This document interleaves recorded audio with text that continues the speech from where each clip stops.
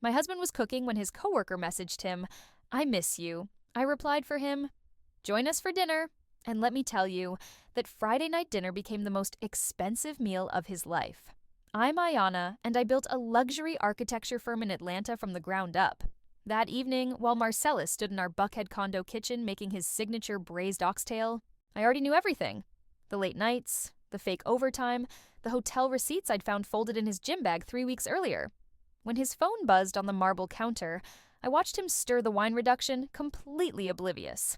The message preview lit up. "Boss, I miss you," from Kaani. My hands didn't shake when I picked up his phone. His password was pathetically predictable.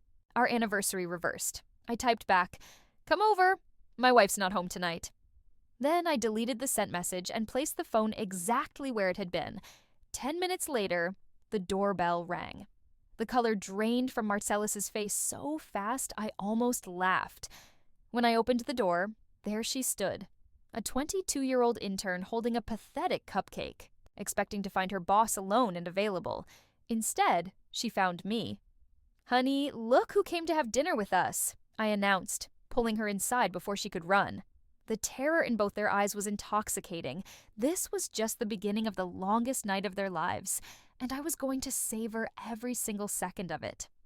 This is a long story, and I'm going to need someone to hear how I turned the tables on a man who thought he could play me for a fool. If you want to see how this dinner party ended and what happened when I really started digging, you should probably stick around. Because what I discovered next made this little text message look like child's play. I seated Connie at our dining table like she was an honored guest, though I made sure to serve her water in a disposable plastic cup while Marcellus and I drank from our Baccarat crystal glasses. The symbolism wasn't lost on either of them. "So, Kaani, right?" I smiled, pouring myself more wine. "Marcellus has mentioned you exactly 0 times, but here you are. How wonderful." She couldn't meet my eyes. Marcellus had frozen completely, his hand gripping his fork so tight his knuckles went white.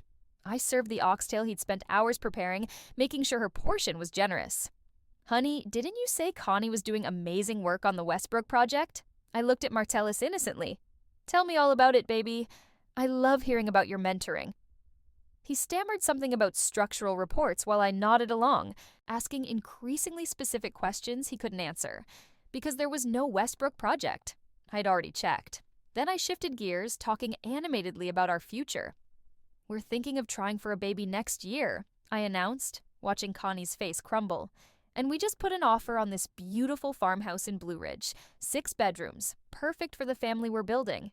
None of it was true, but watching the fantasy she'd built in her head shatter in real time was priceless. I made Marcellus peel an apple for her at the table, treating her like a child who couldn't handle a knife. The humiliation rolled off her in waves.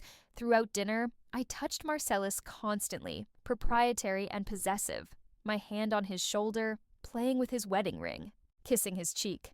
Each touch made them both flinch. "You know what's funny?"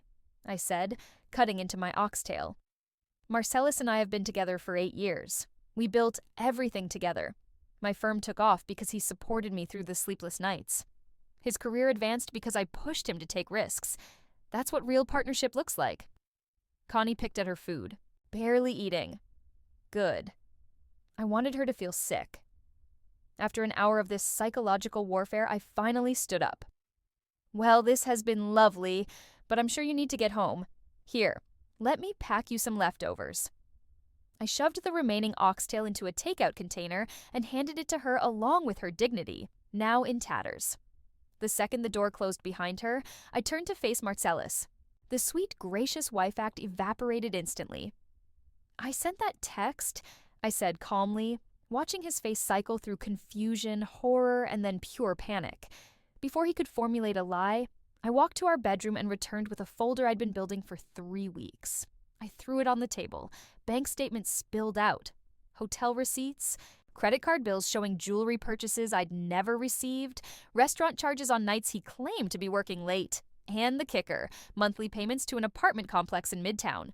"You paid for her apartment with our money, Marcellus. Money from our joint account. Money I earned." He opened his mouth, but nothing came out. Then he started crying, actually crying, falling to his knees like some dramatic movie scene. Ayana, please. I can explain. It was a mistake. It meant nothing. I picked up his phone from the counter, the expensive latest model I'd bought him for his birthday, and smashed it against the marble with all my strength. The screen spiderwebbed beautifully. I trusted you with everything, I said, my voice deadly quiet. My money, my business connections, my heart. You used all of it to fund your little midlife crisis with a girl barely old enough to rent a car. I grabbed the pot of oxtail he'd made, the meal he'd been so proud of, and dumped the entire thing into the trash, the sauce splattered across the imported Italian tiles. That's what your love is worth to me now. Garbage. I'd already packed a bag. It sat by the door, my Goyard weekender filled with essentials. But before I left, I had one more surprise. From my purse, I pulled out a promissory note, legally binding and notarized that afternoon. Remember when your parents almost lost their house 5 years ago? When I wrote them a check for $40,000 because you begged me to help? That was a loan, Martellus. This is me calling it in. You have 30 days to pay, or I file a lawsuit. I'd actually told his parents it was a gift back then, but I'd been smart enough to have them sign papers anyway, just in case. Insurance I never thought I'd need. His face went from red to white. Ayana, I don't have that kind of money. You know I don't. Not my problem anymore. I picked up my bag and walked toward the door. He scrambled after me, still on his knees, grabbing at my legs. I looked down at him with disgust. Don't contact me. Don't come to my office. My lawyer will send you the divorce papers on Monday. And Marcellus? I paused at the threshold. You should probably start packing, because this condo is in my name, and you've got 2 weeks to get out. I closed the door on his sobs and didn't look back. My hands were steady as I drove through Atlanta's Friday night traffic toward Lysandra's penthouse in Buckhead, my best friend and the most ruthless corporate attorney I'd ever met. We weren't going to waste the weekend crying over wine and ice cream. We had work to do. Because what Marcellus didn't know yet was that I'd already found something far worse than the affair. The bank statements I'd shown him were just the beginning. While tracing those apartment payments, I'd stumbled onto something that could destroy not just his marriage, but his entire career. And by Monday morning, I was going to make sure everyone knew exactly who Marcellus really was.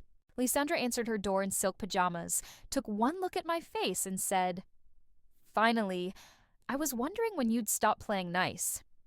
She'd been suspicious of Marcellus for months, dropping hints I'd been too blind to see, but she didn't say, "I told you so." She just poured us both whiskey and pulled out her laptop. "Show me everything," she commanded. I spread out 3 weeks of detective work across her glass coffee table. I hadn't hired a private investigator. I'd done better. I'd accessed our joint accounts, traced every transaction, pulled phone records from our family plan, and used the corporate credit card statements his company emailed me by mistake last month. That's when Lysandra's eyes went wide. Wait, he used the company card for personal expenses? Not just personal, I said, pulling up a spreadsheet I'd made. Look at this pattern. Every Friday for 6 months, he's charged dinner at Aria to the corporate card. Always 2 entrees, expensive wine, dessert, but he logs those nights as client development meetings. Lysandra started typing rapidly. Who's the client? There is no client. I checked the CRM system. I'd used the admin password Marcellus had stupidly shared with me once. Those dates don't match any actual client dinners. He was expensing his dates with Connie. But it got worse. Much worse. Look at this, I said, showing her another document. He's been claiming overtime on his timesheets, sometimes 20 extra hours a week. But his keycard data shows he left the office at normal times. Lysandra leaned back, a slow smile spreading across her face. He's committing fraud, time theft, and expense fraud. That's not just fireable, Ayana. That's criminal if the amounts are high enough. We spent the rest of Friday night building a timeline. Every fake overtime entry matched against his actual office departure time. Every personal expense disguised as business. Every lie documented with timestamps and receipts. Saturday morning, I made 2 calls. First, to Marcus, Marcellus's college roommate who now worked in the company's finance department.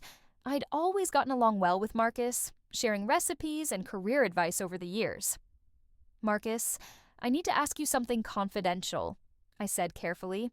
"Has anyone ever flagged Marcellus's expense reports?" There was a long pause. "Why are you asking, Ayana?" "Because I'm about to file for divorce, and I need to know the truth."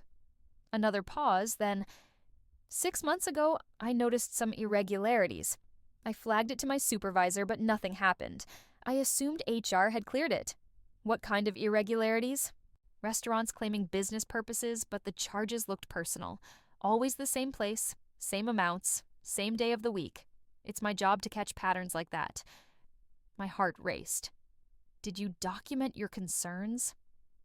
I sent an email to my supervisor. I saved a copy. "Marcus, I need that email, and I need you to not tell anyone I asked."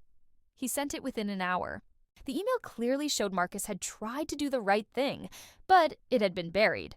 Probably because Marcellus was a top performer, and the company didn't want to rock the boat. That afternoon, Lysandra and I refined our strategy.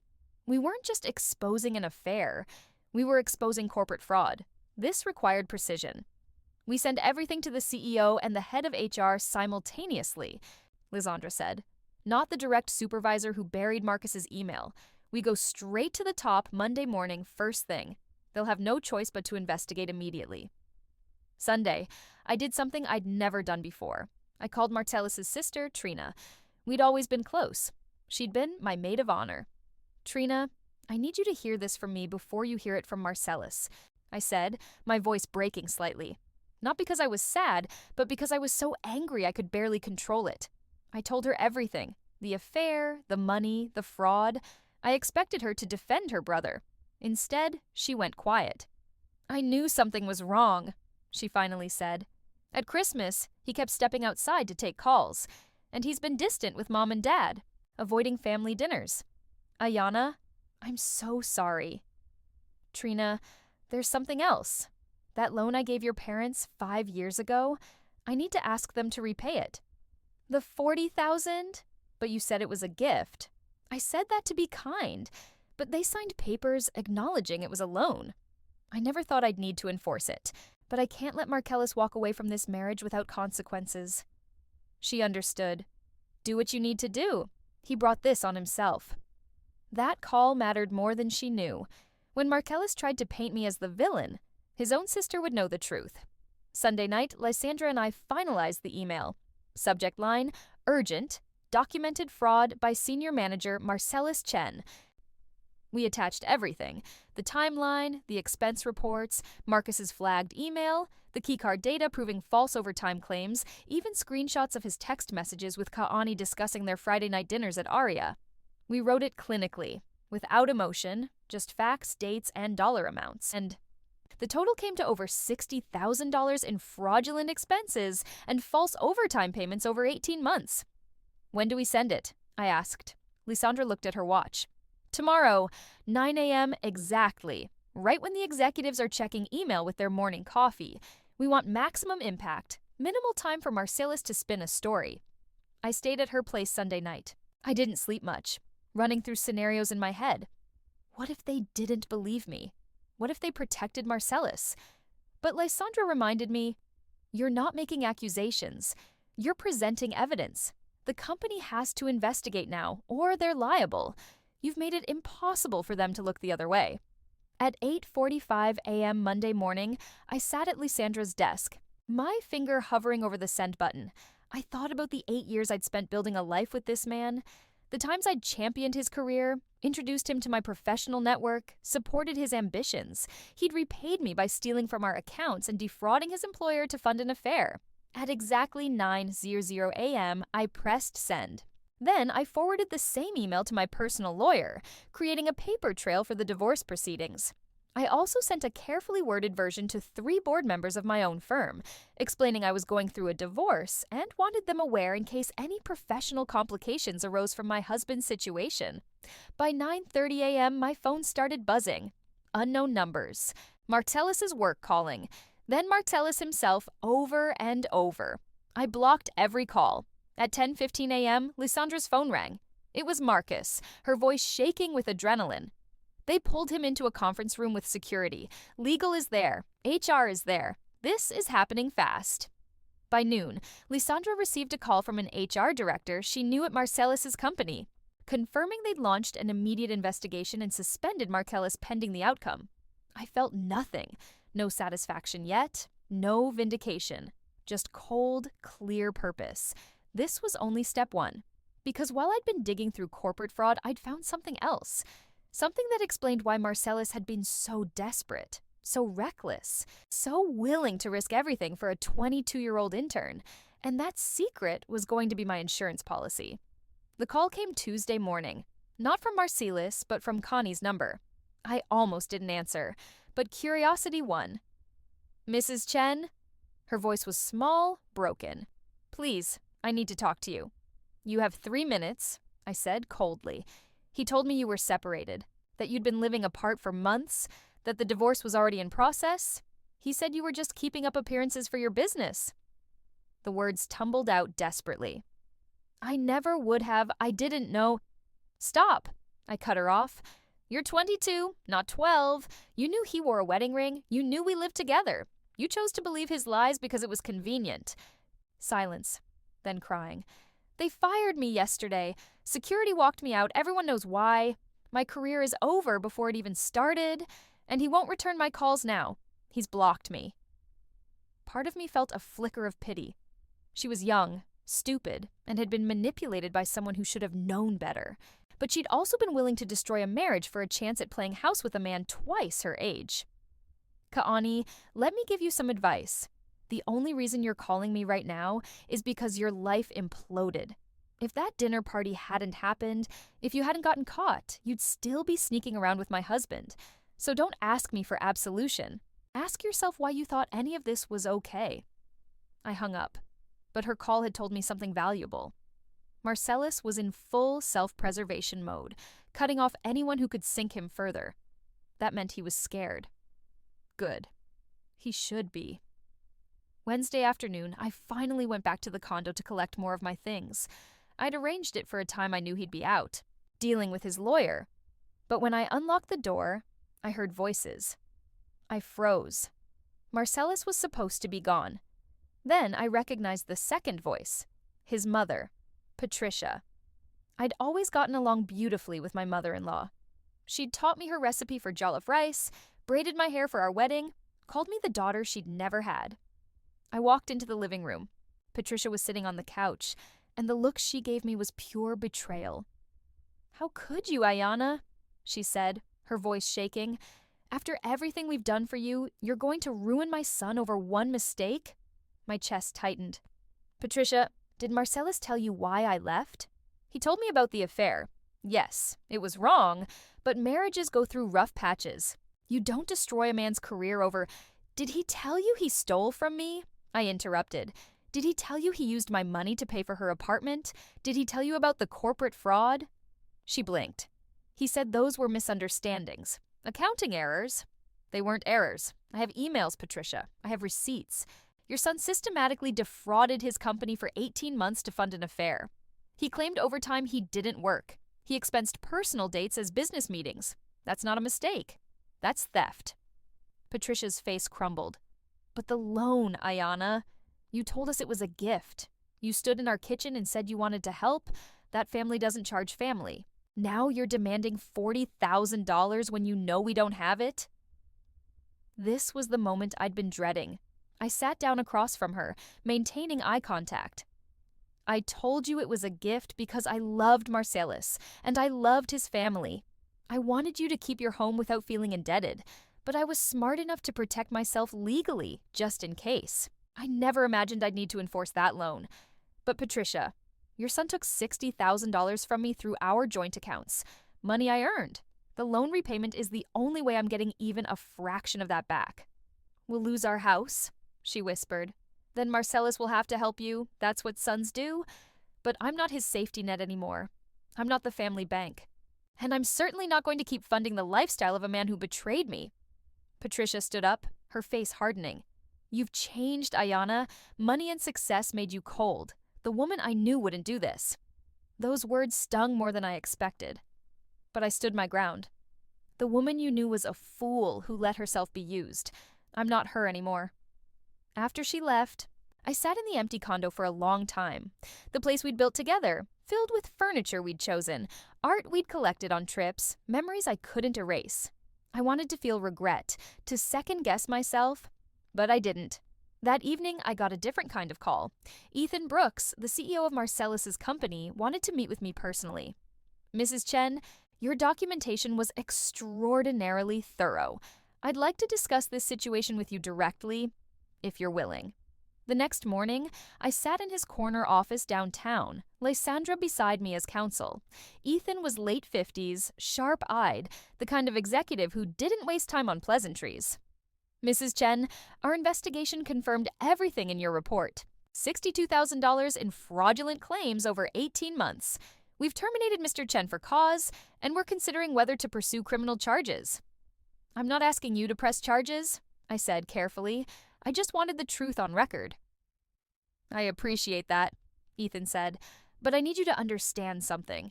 You're not the first person to report concerns about Marcellus. There were 2 prior complaints about inappropriate conduct with younger female employees. Both were settled quietly with NDAs. My blood went cold. There were others. Nothing rose to the level of harassment complaints, but there was a pattern of boundary issues. We addressed it through coaching and warnings. Clearly, that wasn't enough. Lysandra leaned forward. You're telling us the company knew Marcellus had a pattern and did nothing? We addressed it within our policy framework at the time, Ethan said carefully, but in light of current events, we're reviewing those decisions. After we left his office, I felt sick. Connie wasn't the first. She was just the first one stupid enough to fall for his lies completely. How many other young women had he pursued? How many had I unknowingly enabled by standing beside him at company events, lending him credibility? Ayana, Lysandra said gently, this isn't your fault. You didn't know. But I should have seen it. The late nights, the sudden interest in mentoring interns, the way he always had his phone face down. Abusers are good at hiding. That's what makes them dangerous. That word stopped me cold. Abuser. Was that what Marcellus was? He'd never hit me, never yelled, but he'd lied, stolen, manipulated, and apparently pursued multiple young women under his professional authority. I went home to Lysandra's place and did what I should have done weeks ago. I looked up Marcellus's ex-girlfriends on social media. 3 of them had public profiles. I sent careful, respectful messages. This is awkward, but I'm going through a divorce and trying to understand some patterns. If you're comfortable sharing your experience with Marcellus, I'd appreciate any insight. 2 responded within hours. Both told similar stories. He'd love-bombed them initially, moving fast, talking about marriage, and forever. Then he'd slowly isolated them, criticized their friends, questioned their career choices. Both had left feeling confused about what had happened, doubting themselves. He made me feel crazy, one wrote, like I was overreacting to everything. It took me 2 years of therapy to realize I'd been gaslit. I printed out those messages and added them to my divorce file, not as legal evidence, but as a reminder. Marcellus wasn't just a cheater. He was a systematic manipulator who'd been doing this for years, and I was done protecting him. That night, I made a decision. I was going to make sure everyone in our social circle, everyone in our professional network, knew exactly who Marcellus Chen really was, not through gossip or revenge porn, but through truth. I started drafting an email to our mutual friends, explaining why our marriage ended. No dramatics, no emotional appeals, just facts. The affair, the fraud, the pattern of behavior. I wanted them to hear it from me before Marcellus could spin his version. But Lysandra stopped me. Wait, don't send that yet. You're about to file for divorce. Let his lawyer see that you've taken the high road. Let him think you're being quiet and dignified. Then, after the settlement is signed, you can tell your story however you want. She was right. Revenge was a dish best served cold, and I was learning to be patient, because the divorce was just the beginning. I had one more card to play, one more secret I'd uncovered that Marcellus didn't know I knew. And when the time was right, I was going to use it to make sure he never forgot the cost of underestimating me. The divorce filing happened exactly 1 week after I'd sent that email to his company. Lysandra had the papers delivered to the condo by a process server at 7 p.m. on a Friday. Maximum humiliation. Minimal ability for him to respond until Monday. I didn't hear from Marcellus directly, but his lawyer reached out within 48 hours. Daniel Kozlov, expensive divorce attorney known for protecting wealthy men. The irony wasn't lost on me. Marcellus was broke, probably borrowing money for this legal defense. The opening offer came by email Tuesday morning. Mr. Chen is willing to agree to an equitable division of assets. He requests consideration be given to his current unemployment status and the hardship caused by recent events. Lysandra laughed out loud when she read it. Hardship he caused himself. Let's counter-offer. Our response was surgical. I wanted the condo, in my name anyway, the car, which I'd paid for, and repayment of all funds taken from joint accounts. I was willing to split the furniture and wedding gifts. I wanted nothing that would drag this out. What I really wanted was to be free. Every day married to him felt like a weight on my chest, but I also wasn't going to let him paint himself as the victim. While lawyers exchanged increasingly terse emails, I focused on the one piece of the puzzle that still didn't fit: the money. Marcellus had taken roughly $60,000 from our joint account over 18 months. The apartment he'd rented for Connie was $1,800 a month, so about 32 basaros total there. The jewelry, dinners, and gifts maybe accounted for another $15,000. That left $13,000 unaccounted for. I pulled up our credit card statements again, this time going back 3 years instead of 18 months. And that's when I saw it. A pattern I'd missed before because I'd been focused on the obvious affair expenses. Regular transfers to a Venmo account. Small amounts, $200 here, $500 there, always labeled as reimbursement or loan repayment. Over 3 years, they totaled almost $40. $1. The Venmo account belonged to someone named Marcus Lee. Not Marcus from Marcellus's finance department. I'd already checked that. This was someone else. Someone Marcellus had been sending money to for years, long before the affair with Kaani started. I called Lysandra immediately. I need you to run a background check on someone. Marcus Lee probably lives in Atlanta. I have a Venmo username. She was quiet for a moment. Ayana, what did you find? I don't know yet, but Marcellus has been sending this person money for 3 years. $40,000. That's not affair money. That's something else. The background check came back 6 hours later. Marcus Lee, 29, lived in a suburb north of Atlanta. No criminal record, worked in tech, and most interesting, he'd changed his name legally 4 years ago. His birth name was Marcus Chen Lee. Chen, I said slowly. That's Marcellus's last name? Lysandra pulled up more records. There's a sealed juvenile record here, but I can't access it without a court order. But look at this. Marcus's current address is owned by a trust, the Evelyn Chen Family Trust. Evelyn was Marcellus's mother's name. Oh my God, I whispered. Marcus is his brother. Lysandra started typing furiously. Marcellus told you he was an only child, right? His whole family did. I've known them for 8 years. There was never any mention of another son. But now pieces were falling into place. The hushed phone calls Marcellus would take in another room. The way his parents would sometimes exchange loaded glances when certain topics came up. The time I'd seen a second bedroom in their house, and Patricia had quickly said it was storage. Why would they hide a son? Lysandra wondered aloud. I thought about Patricia's desperation when she'd confronted me about the loan. The fear in her eyes wasn't just about losing the house. It was about something deeper.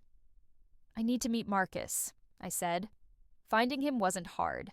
I had his address, and I knew he worked from home based on his LinkedIn profile. Thursday afternoon, I showed up at his apartment complex unannounced. When he opened the door, I saw the resemblance immediately. Same bone structure as Marcellus, same dark eyes. But where Marcellus was polished and controlled, Marcus looked wary. Can I help you? He asked. My name is Ayana Chen. I'm married to your brother. Or I was. His face went pale. He told me he'd never told you about me. He didn't. I found out by accident. Can we talk? Marcus hesitated, then stepped aside.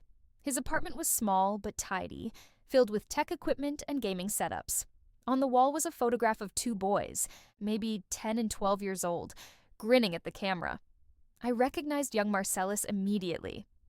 That was before, Marcus said quietly, following my gaze. Before what? He sat down heavily on the couch. Before I came out as gay. Before I told my parents I wanted to transition.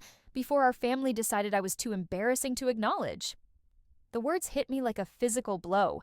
All those years, all those family gatherings, the way Patricia would talk about how proud she was of her son.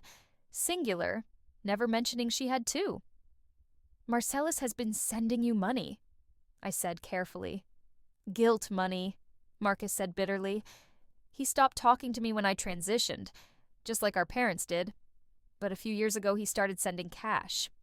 No calls, no texts, just money. Like he could pay me to stay hidden. Did he ever tell you why? Marcus shook his head. I figured he was scared I'd show up at his wedding or something, ruin his perfect life. The money felt like hush money, so I took it. I needed it. I sat down across from him, my mind racing. Marcus, did you know Marcellus was stealing to send you that money? What? I explained everything. The joint account, the corporate fraud, the affair. Marcus's face went from shock to anger to something like devastated understanding. He destroyed his marriage to keep me a secret? Marcus whispered. He committed fraud to send me guilt money he thought would keep me quiet. I don't think he thought that far ahead, I said. I think he was juggling so many lies that he couldn't keep track anymore. The affair, the fraud, you, it all collapsed at once. Marcus stood up, pacing. I never asked him to hide me. I never threatened to expose him or ruin his reputation. I just wanted my brother back.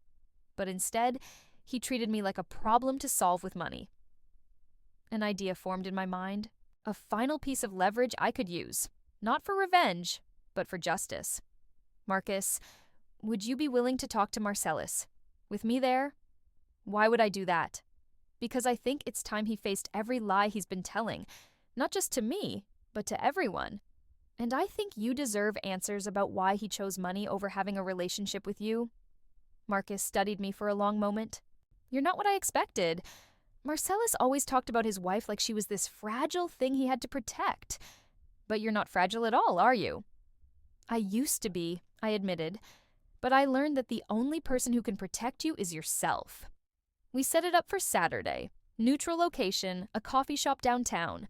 I told Marcellus through his lawyer that I wanted to discuss settlement terms in person, that I had information that would benefit him if he cooperated. He showed up looking haggard. 2 weeks of unemployment and social exile had aged him. When he saw Marcus sitting next to me, the color drained from his face.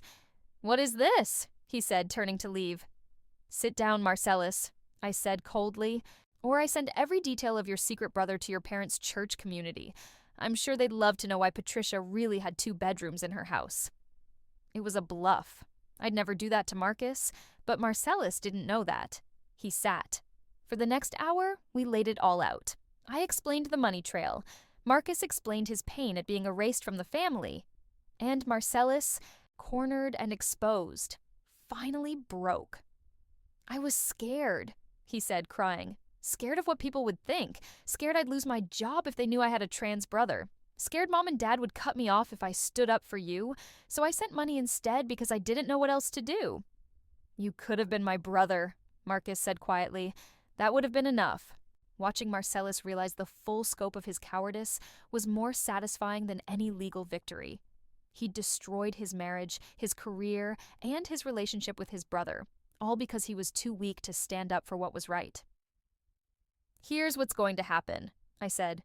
"You're going to sign the divorce settlement without any additional negotiation. You're going to pay back your parents so they can pay me back. And you're going to start therapy, real therapy, to deal with whatever made you think any of this was acceptable. And if I don't, then I make sure everyone knows everything, not just about Marcus, but about the pattern of young women at your company, the NDAs, all of it." I was bluffing again, but he didn't need to know that. He signed the settlement papers that afternoon. And for the first time in months, I felt like I could breathe. The divorce was finalized exactly 47 days after I'd walked out of our condo. Uncontested, clean, brutal. Marcellus got nothing. I got my life back. But something unexpected happened in the aftermath of that coffee shop confrontation. Marcus and I stayed in touch. At first, it was just practical questions about the money trail, helping him understand what Marcellus had done. Then it became something else. A friendship built on the understanding that we'd both been lied to by the same person. 3 weeks after the settlement, Marcus called me. "I need to show you something." We met at a wine bar in Virginia Highland. He brought his laptop and pulled up a Reddit thread, one of those anonymous confession forums. I've been reading through old posts about workplace affairs, he explained, trying to understand Markellis's pattern, and I found this. The post was from 2 years ago, written by a throwaway account. The details made my skin crawl. A woman describing her boss's systematic grooming, the way he'd made her feel special and chosen, the expensive gifts, the promises of leaving his wife. The affair had ended when she'd gotten pregnant and he'd pressured her to have an abortion. You think this is about Markellis? I asked. Read the comments. She mentions he worked in commercial real estate development and drove a silver Lexus. She references a wife who owned an architecture firm. My hands started shaking. That was 2 years before Connie, before I'd even started suspecting anything. While I'd been celebrating our 6th anniversary, he'd been doing this to someone else. There's more, Marcus said quietly. She mentions in a follow-up comment that he'd done this before, that he'd bragged about having a type, ambitious young women who were new to the industry and impressed by his success. I felt physically ill. This wasn't just about one affair or one moment of weakness. This was who Markellis was, a predator with a pattern, using his position and our marriage as cover. What happened to her? I asked. She doesn't say. The posts stop after she mentions the pregnancy. But Ayanna, if we could find her, if we could document this pattern, Markellis could face real consequences beyond just losing his job. That night, I couldn't sleep. I kept thinking about that anonymous woman, scared and alone, pressured into an abortion by a man who'd promised her everything. How many others were there?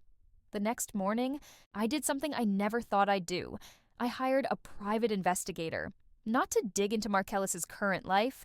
That ship had sailed, but to trace his past, every company he'd worked at, every professional conference he'd attended, every young woman who'd left his department suddenly or filed HR complaints that had been buried. The investigator, Rachel Kwan, was recommended by Lysandra, former FBI agent now specializing in corporate investigations. She didn't flinch when I explained what I wanted. This is going to take time, Rachel warned. NDAs make it complicated. People are afraid to talk. I'll pay whatever it costs. I need to know the truth. 6 weeks later, Rachel came back with a file that made me physically sick to read. 4 women over 9 years. Different companies, different cities, same pattern.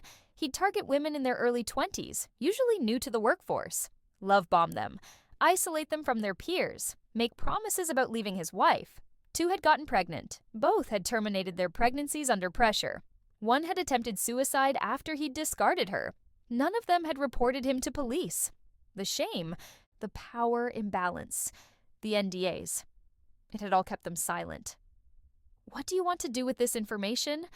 Rachel asked carefully. I thought about those women, carrying this trauma alone. I thought about Marcellus, probably already lining up his next target at whatever job he managed to get. And I thought about the person I used to be, the one who would have stayed quiet to avoid causing problems. I want to stop him, I said. Lysandra was more cautious. Ayanna, bringing this forward publicly could expose you to defamation claims. Even if everything is true, proving it in court is hard, and it will dredge up your entire personal life. I don't care anymore. I spent 8 years protecting his reputation without even knowing it. I'm done.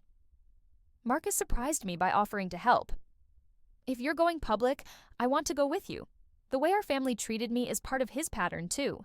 Control, manipulation, using money and fear to keep people quiet. Over the next month, we built something remarkable. With Rachel's help, we contacted 3 of the 4 women from Marcellus's past. 2 agreed to speak with us on condition of anonymity. They shared their stories, their emails, their text messages, evidence they'd kept hoping they'd never need to use. One woman, Ashley, had kept a journal documenting everything. Every lie Marcellus had told her, every promise he'd broken. Reading it was like reading my own story, just from a different angle. He told me you didn't understand him, Ashley said during our phone call, that you were cold and career-obsessed, that you'd grown apart. He made you sound like a villain. He probably tells all of them that, I said tiredly. I was 24 and so stupid. I thought I was special. I thought I could save him from his unhappy marriage. You weren't stupid. He was a predator. There's a difference. The turning point came when we discovered something Rachel's investigation had unearthed, A sealed lawsuit from 6 years ago, before Marcellus and I had even gotten married. A woman named Diana Campos had sued him for sexual harassment at his previous company. The case had been settled out of court with a massive NDA paid for by the company's insurance. Rachel managed to track down Diana's lawyer, who was bound by attorney-client privilege but could confirm the case existed. Getting Diana to talk was harder. She'd rebuilt her life, worked hard to put the trauma behind her. I wrote her a letter, not asking for anything, just apologizing that I'd unknowingly given him credibility by being his wife, letting her know she wasn't alone. She called me 3 weeks later. "I spent years thinking no one would believe me," she said.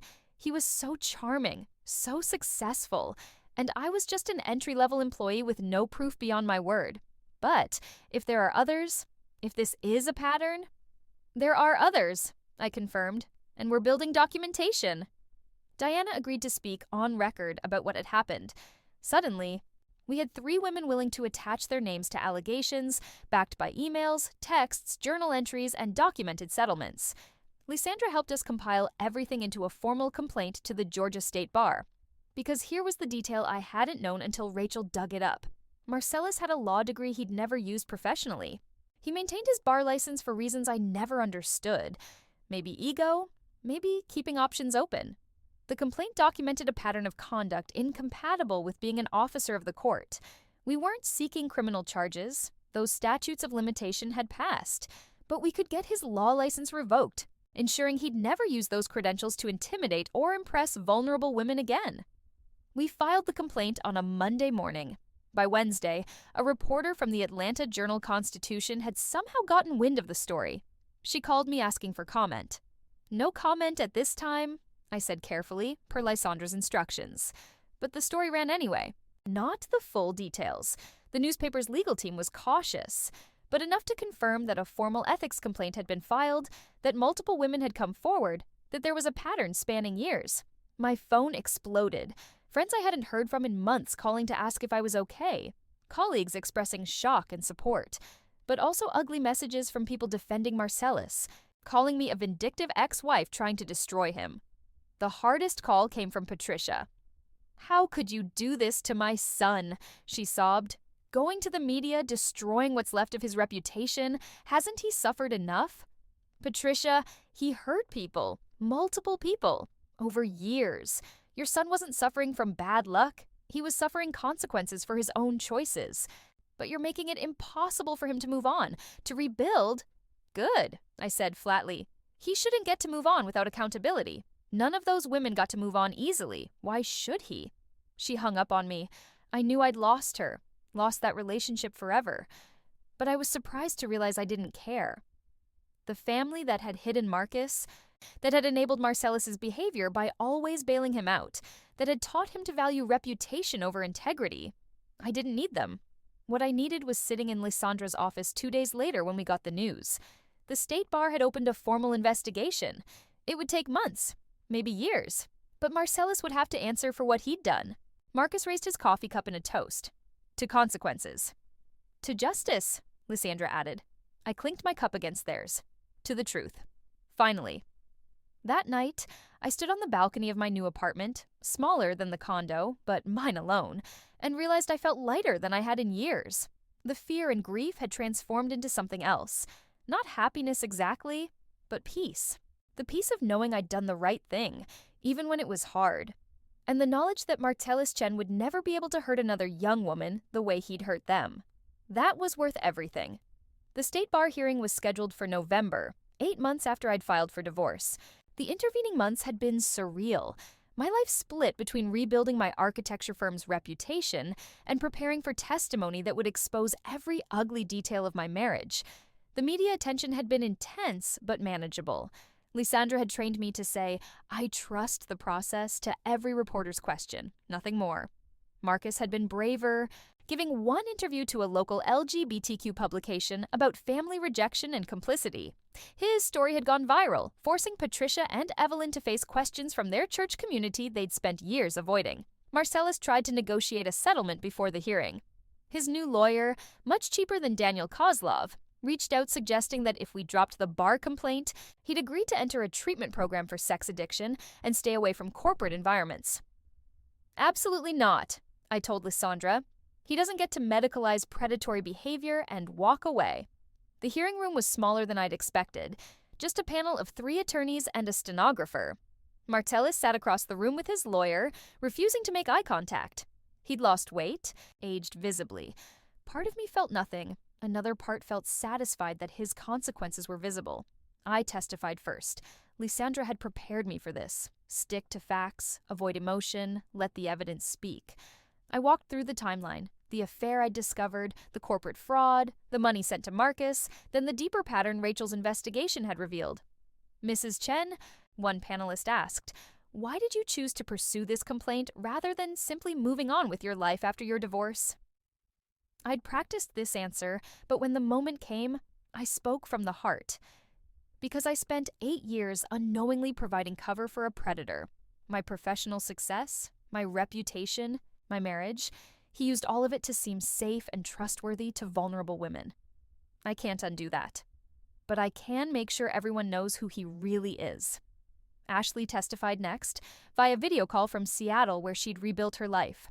She was 31 now, married with a daughter, but her voice still shook as she described being 25 and pregnant and terrified, while Marcellus pressured her to handle it quietly. He told me abortion was the only option because his wife could never know, Ashley said. He made me feel like I was the problem, like I'd ruined everything by getting pregnant. I didn't realize until years later that he'd ruined me.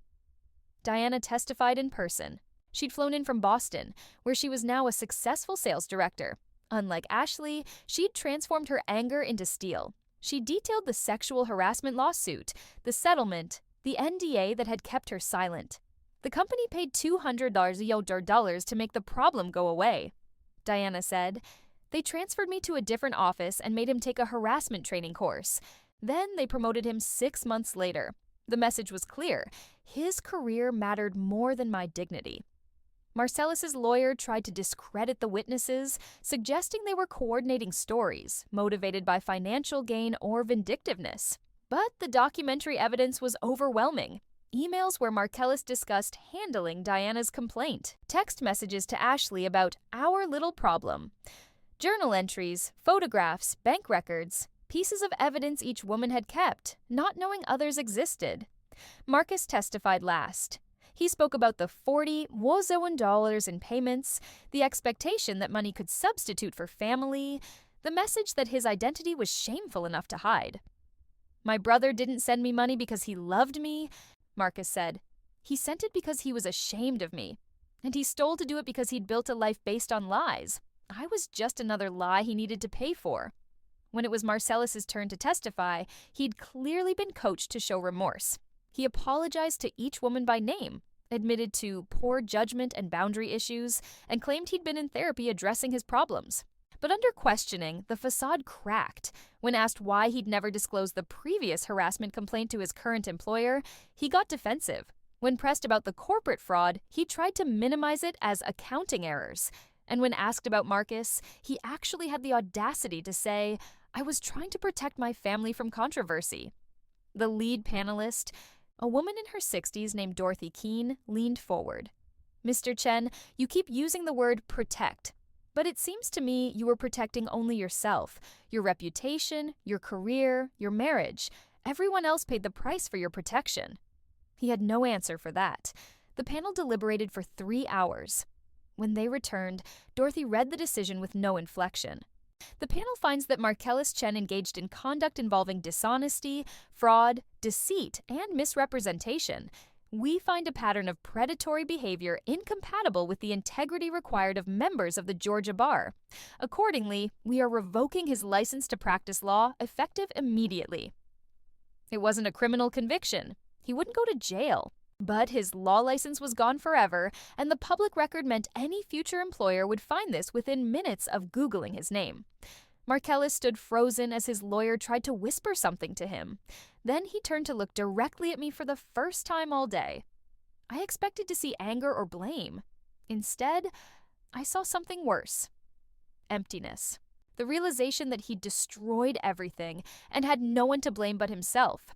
I felt no triumph in that moment. Just exhaustion and relief that it was finally over. Outside the building, reporters were waiting. Lysandra had prepared a statement, but Marcus pulled me aside. "Let me," he said. He turned to the cameras with confidence I'd never seen in him before. Today, accountability won. For too long, my brother used his privilege, his position, and his family's reputation to harm people without consequences. That ends today. For the women he hurt, for the family he lied to, and for anyone else who's been made to feel that protecting an abuser's reputation matters more than protecting victims, today was for you. The clip went viral. Marcus became an unexpected spokesperson for survivors of family rejection and workplace abuse. He started a blog, then a podcast, found his voice in a way he never had while living in Marcellus's shadow. That evening, Ashley sent me a text. "Thank you for believing us." Diana called to say she'd slept through the night for the first time in years without nightmares, and I sat in my apartment with Lysandra and Marcus, drinking expensive wine and feeling something I hadn't felt since the night I'd read that text message from Connie. Peace. Not happiness. This had all been too painful for happiness. But peace. The peace of knowing I'd done everything I could to prevent Marcellus from hurting anyone else. The peace of knowing those women had been heard and believed. The peace of knowing I'd found my own strength. "What are you going to do now?" Lysandra asked. I thought about it. My architecture firm was thriving. The publicity had actually brought in new clients who appreciated my willingness to stand up for what was right. I had friends who'd proven themselves when it mattered. I had Marcus, an unexpected brother-in-law who'd become real family. "I'm going to build something new," I said finally. "Not just my business, my whole life, without any more lies." Marcus raised his glass. "To new beginnings. To truth," Lysandra added. "To us," I said, "the survivors." We clinked glasses as the sun set over Atlanta, painting the sky in shades of orange and gold. And for the first time in years, I wasn't afraid of what came next. 6 months after the hearing, I stood in the doorway of my new office suite in Midtown. Floor-to-ceiling windows overlooking Piedmont Park, sleek modern furniture, and a brass nameplate that read, Ayanna Morrison FAIA. I'd taken back my maiden name the same day the divorce finalized. Morrison Architecture had grown 40% in the past year. Turns out, women appreciated working with a female architect who understood what it meant to build something from nothing. I'd hired 3 new designers, all women, all talented, and I'd instituted a policy that no intern or junior employee would ever be left alone with a senior partner without a witness. The whispers about why we had that rule didn't bother me. Let people whisper. Safety mattered more than comfort. Marcus had become a regular fixture in my life, the brother I'd never had. He'd transitioned fully, started dating a software engineer named Jason, and launched a nonprofit helping LGBTQ youth rejected by their families. Watching him thrive felt like its own kind of victory. Patricia never spoke to me again. I'd heard through Marcus that she and Evelyn had moved to Florida, unable to face the Atlanta community that now knew all their secrets. I felt a pang about that sometimes. I genuinely loved them once, but their love had been conditional on maintaining appearances. And I'd learned the hard way that conditional love wasn't real. Marcellus had essentially disappeared. Last I heard, he was working construction in South Carolina under his middle name, trying to start over somewhere no one knew his story. Part of me hoped he'd gotten real help, real therapy, real accountability. But mostly I just didn't think about him anymore. He'd taken up too much space in my head for too long. The real surprise came when Diana reached out asking to meet for coffee. She'd moved back to Atlanta for work and wanted to thank me in person. "You gave me something I didn't know I needed," Diana said as we sat in a cafe in Virginia Highland. "Validation? For years, I thought maybe I'd overreacted. Maybe I'd misunderstood his intentions.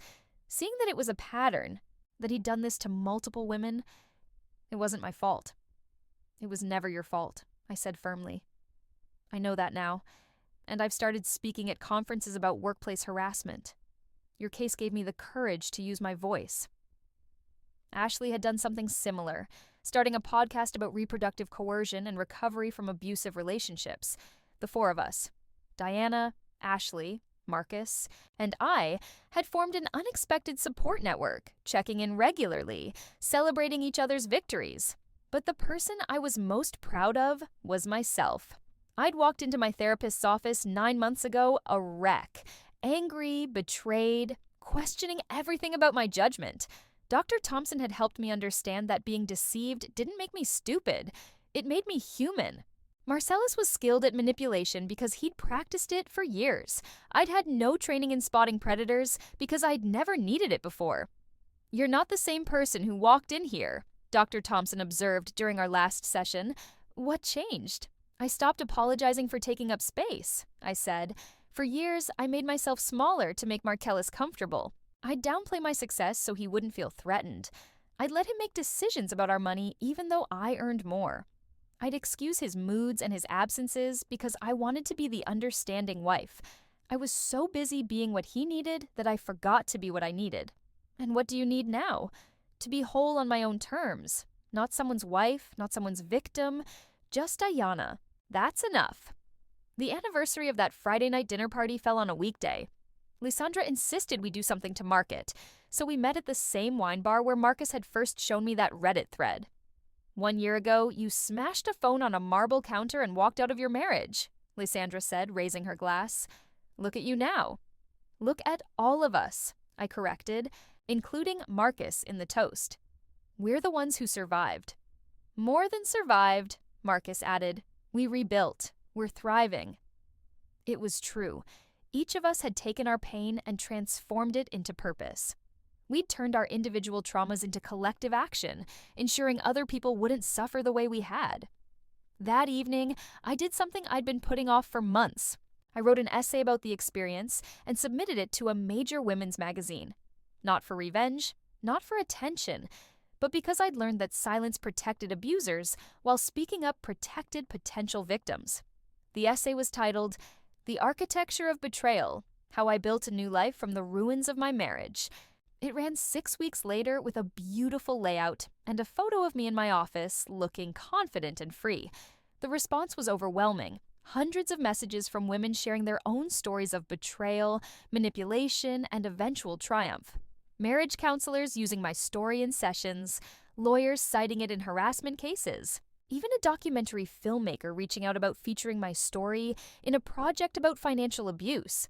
I said yes to some requests, no to others. I'd learned that I got to control my narrative now, set my own boundaries, protect my own peace.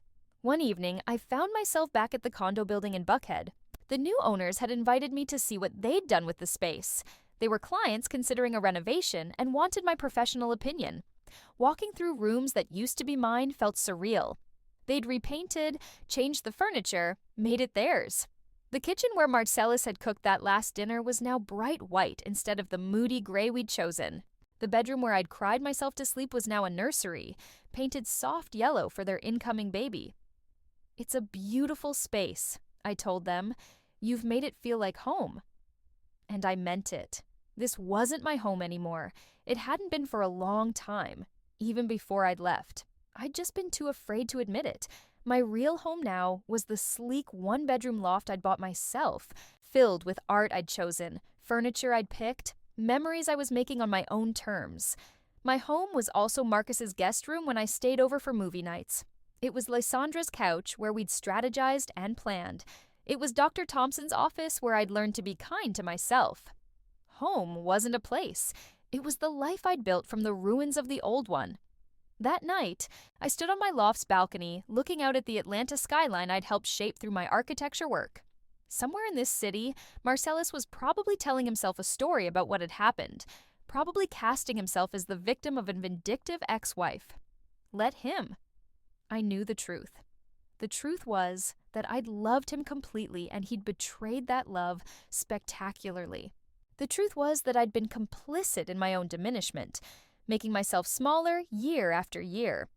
The truth was that discovering his affairs and his fraud had been devastating, but it had also been liberating, because it forced me to ask, who am I without him? Who am I when I'm not performing the role of supportive wife?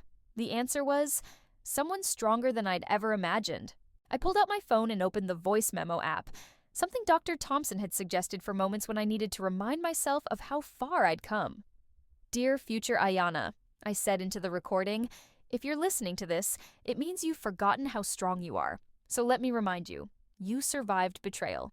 You exposed a predator. You helped other women find justice. You rebuilt your career, your reputation, and your life. You learned that being alone is better than being with someone who makes you feel lonely. You learned that your worst day as a single woman is better than your best day living a lie. You learned that you don't need someone to complete you because you were never incomplete. Remember that. Remember who you are. Remember what you survived. And keep building, because that's what architects do. We take empty spaces and fill them with something meaningful. You're doing that with your life now. Keep going. I saved the recording and looked out at the city one more time. Somewhere out there, women were probably Googling their husbands' names in the middle of the night, hearts pounding, afraid of what they might find. Somewhere out there, young women were being groomed by powerful men who promised them everything. Somewhere out there, families were rejecting their children for not fitting perfect molds. I couldn't save everyone, but I could keep telling my story. I could keep building spaces where women felt safe and heard. I could keep showing up as proof that you could survive the worst betrayal and come out stronger. And if I could do that, maybe they could too. So, here's what I want you to know. Everyone who's listened to this story from that first shocking dinner invitation to this moment right now, you are not alone. Whatever you're surviving, whatever battle you're fighting, whatever truth you're afraid to face, you're not alone. And here's the most important thing I learned. The opposite of betrayal isn't revenge. It's building a life so good that the betrayal becomes just a chapter in your story, not the whole book. I'm Ayanna Morrison. I'm an architect, a survivor, a sister to Marcus, a friend to Diana and Ashley, and most importantly, I'm someone who learned that the best revenge is building a life your former self would be proud of. If you've made it to the end of my story, I want to hear from you. Drop a comment telling me where you're watching or listening from. I'd love to know this story is reaching people around the world.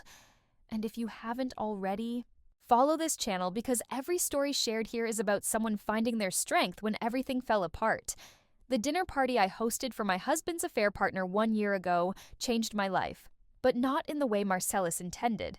It didn't destroy me. It rebuilt me.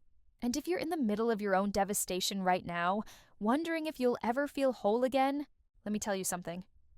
You will. It won't be easy, and it won't be quick. But you will build something new from these ruins. I did, and so can you. Keep building, everyone. Keep surviving. Keep becoming the person you were always meant to be. That's my story, and I'm proud of every single chapter.